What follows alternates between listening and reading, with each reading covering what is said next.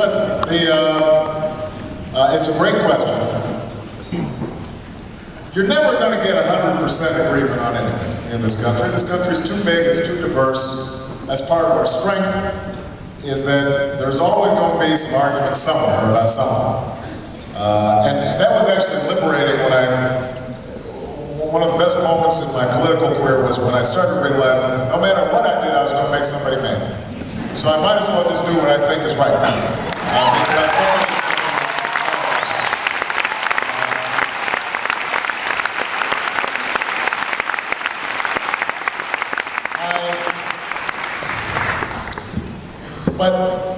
But I think that we make assumptions about the divisions in our political and social landscapes and cultural landscapes that are creation of the media and fed by our politics. And when you travel around the country and you go to different venues, it turns out that, and I read about this in my book, my second book, The Audacity of Hope, that the country is a lot more complicated than, what it supposedly looks like on TV. I'll give you a great example. I have become friends with a well-known evangelical pastor named Rick Warren, who wrote The Purpose-Driven Life, which has sold 25 million copies, and a lot more copies than my book. And he has one of these mega churches in California called Saddleback Church. On a lot of issues, he's socially conservative. But he and his wife Kay have become deeply committed to addressing issues of AIDS and poverty in Africa. And so he started a conference inviting people from various walks of life, scientists and activists and ministers and lay people who were interested in AIDS to see where was their common ground around which we could work. So make a long story short, he invites me to this conference.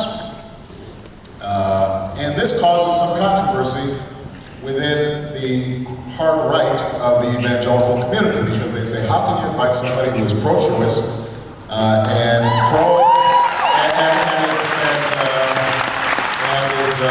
is supportive of civil rights for gays and lesbians? That is contrary to what we believe the Bible says.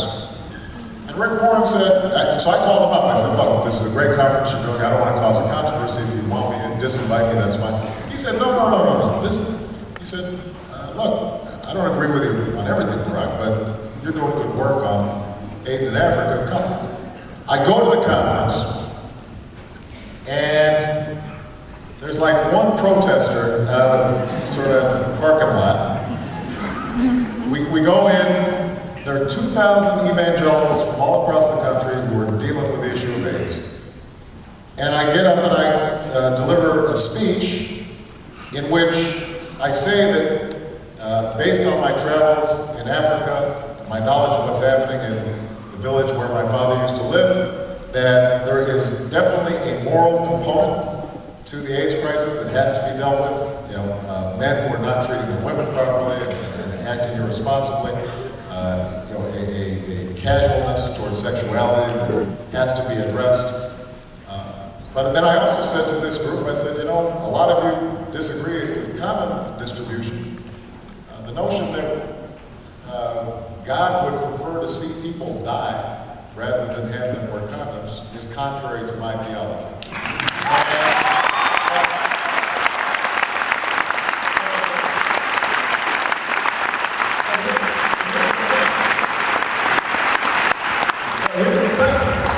At the end of that, those 2,000 people gave me a standing ovation. And because it turned out they weren't as intolerant and sort of narrow about their approach to this problem. They saw a biblical mandate to deal with the sick and the needy And so as long as I address the values component of the issue, then they were also open to hearing my views in terms of the scientific or medical needs of those communities. The point is, I think there are a lot of opportunities to do that across the board. We're not going to solve every problem. I mean, you know, on the issue of abortion, for example, you know, if you think life begins at conception, I have a very close friend in Illinois who is pro-life. And, you know, he feels this very deeply. And, you know, he is rooting for me in this campaign, but he made a decision, you know, that he was a former elected official, that he couldn't endorse me publicly because this is something that he feels strongly about. We talked about it and I respect it. But what we can agree on is that we should reduce unwanted pregnancies. We can agree on investing in health care for women, particularly young women and teenagers, so that we can continue reducing the levels of teen pregnancy. We can agree on, you know, making adoption a good option for parents, right? So